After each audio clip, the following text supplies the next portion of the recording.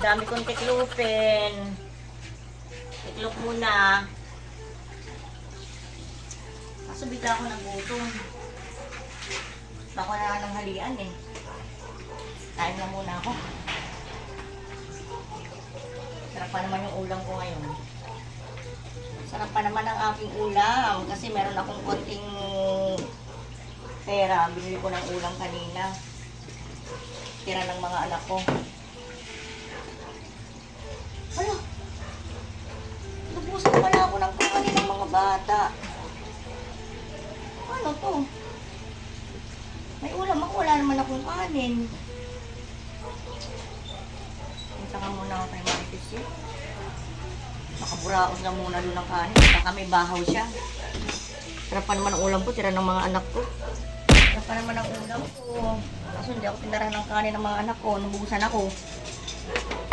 Bahaw si Marites eh. Ano naman, buraot muna. May ulam nga. Wala naman akong kanin.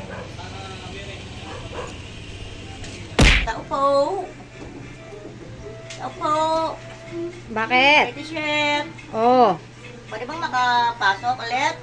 pasok. Meron lang akong kakapulungin sa iyo. Pasok. Meron lang akong kakapulungin. Alam mo ba yung bagong chismes din eh? Chef, meron akong kakapulungin sa iyo. Pwede mo makatuloy na dito na eh. Oh, bakit? Anong problema kung kapulong-kapulong sinasabi mo? Ano yun? Ito nga, may kakapulungin ako sa iyo. Oh, wow, sarap naman ang ulam niya. Ano to?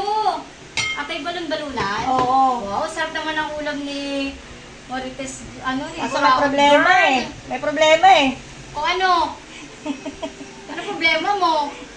Sarap-sarap ng ulam mo, problema pa rin? May ulam. Wala namang kanin, naubusan ako ng mga anak ko. Ba naman yan? Uy, kayo, yung nanay niyo, inuubusan niyo lagi ng Naubusan ako ng kanin ng mga ng anak. kanin, lalakas yung kumain.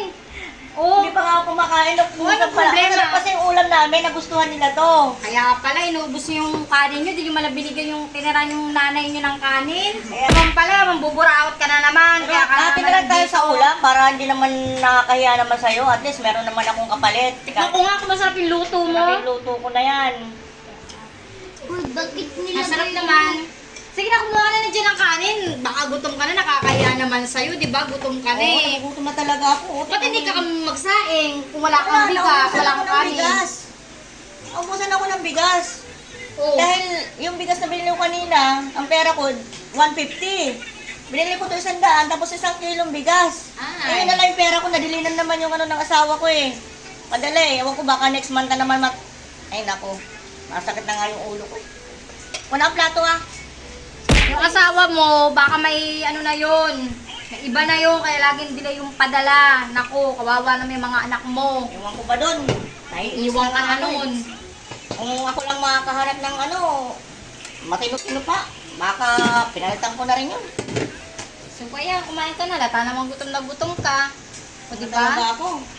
Ikaw na nanghalian, inubusan ako ng mga anak ko. So akin na to, bigay mo na to sa akin. Sige, Kasi sa'yo binigyan yan. na ng buraot ka naman ng kanin ko eh. Sa'yo Di, na yan, sa'yo na yan. sa akin na itong ulam.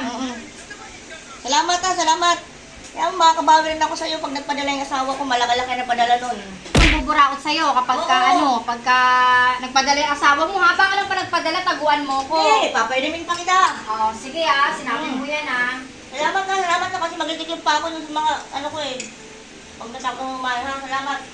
So ayan, walang bago yung kapitbahay kong buraot, ang buraot na naman, ang buraot ng kanin sa akin. So ano kaya susunod na buburautin ng kapitbahay kong buraot? May kapitbahay din ba kayong ganyan?